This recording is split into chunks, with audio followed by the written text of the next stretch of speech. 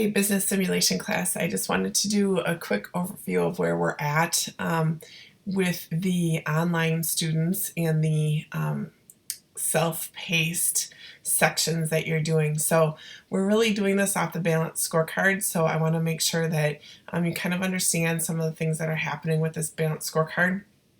Couple of teams already out here into round 4, which is excellent. That's really where I wanted you to be today, is round 4. So for those of you who haven't quite made it out here yet, keep working on it. We have until next week, Tuesday, to get to round 7. So we're going to be completing 7 rounds of this. So I'd like you to keep working through this. So one of the things that I want to just take a quick peek at, and I'm just going to take a look at prototype 1 here, and take a look at your balance scorecard.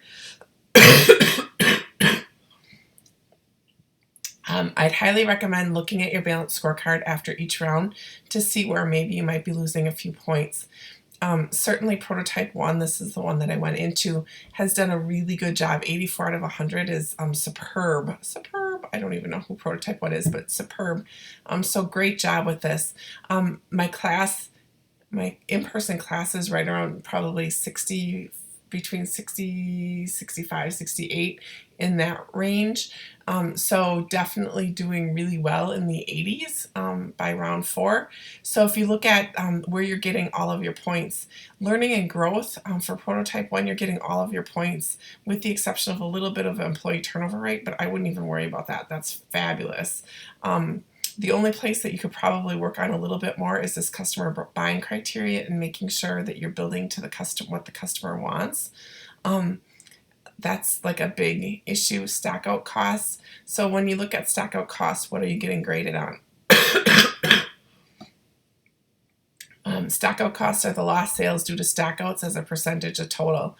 So if you have no stack outs, then you get full points. So it looks like you're selling out, which is probably why you're doing so well.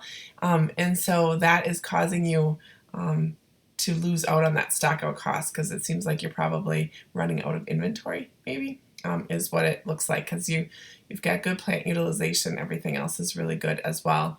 And then just working on your profits. So keeping your price in a position where you're making some good profits and you're spending.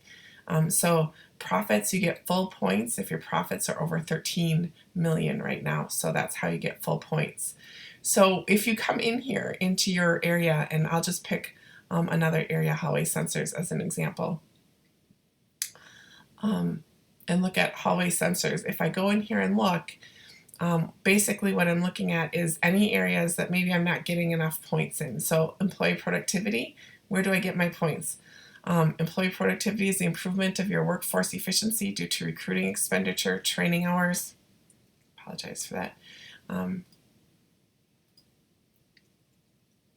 Training hours, quality function development, Six Sigma. So making sure that you get some good recruiting, good training hours in, and that's going to improve. So you're going to want to invest in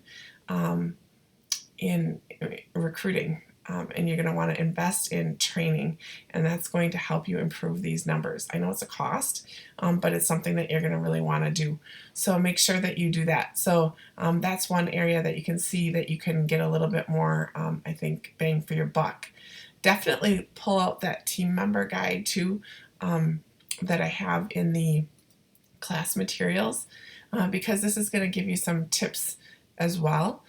As all of the other videos that I posted a ton of videos for you to be helping. But under the textbook area, the team member book is something that you really want to take a look at, because you should be working through that as you work through each section.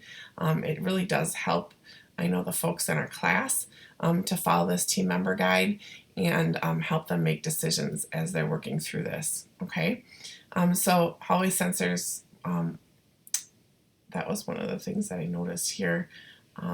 Definitely you could get a few more points here. Product count, customer accessibility, customer buying criteria. Make sure you're looking at what gets you that customer buying criteria. How do you fill that? We all know that in the low tech area, there are different Sorry, my internet's not working. The low tech area, there are definitely things that the customers are looking for that are different than what they're looking for in high tech. So you need to make sure that you're hitting that. Make sure that um, uh, your age of your product isn't too old. Make sure that you're updating it each time. Even if you update it a little bit, that's going to help you hit that customer buying criteria, increasing that customer accessibility. So this is a huge area that you should be focusing on right now, is improving this, which is going to improve this on its way. So this is just investing in your people, and this is really investing in the product and getting that correct. And I think that you're going to do just fine. So these are the target areas that I would pick for that group. I'm guessing Funny Side Up is probably in a similar situation. A little closer on the customer buying criteria, your SG&A expense is a little bit high, your employee productivity is extremely low, so definitely invest in training, invest in recruiting, and make sure that you read on what you should be investing in and that turnover ratio. Looks like you probably are running out of stock as well, which is fine, but you want to make sure that you're getting that product and changing that product up regularly, okay? So this one isn't quite as bad for you, but definitely this is an area that you need to work on, and then this will increase as well. So take a look at your balanced scorecard sheets. How you get your points is we're going to be looking at the total number of points after round 7, where you guys are at, and the highest score is going to be the A score, and then everybody else gets compared to that. So keep working on improving these numbers, okay? The nice thing is you're in your own little world, so you're not necessarily competing with each other. Everybody has the same ability to do as well as Prototype 1 and Wallace have been doing. So keep improving those scores. You guys are going to do just fine. If you need any other help or assistance, please let me know.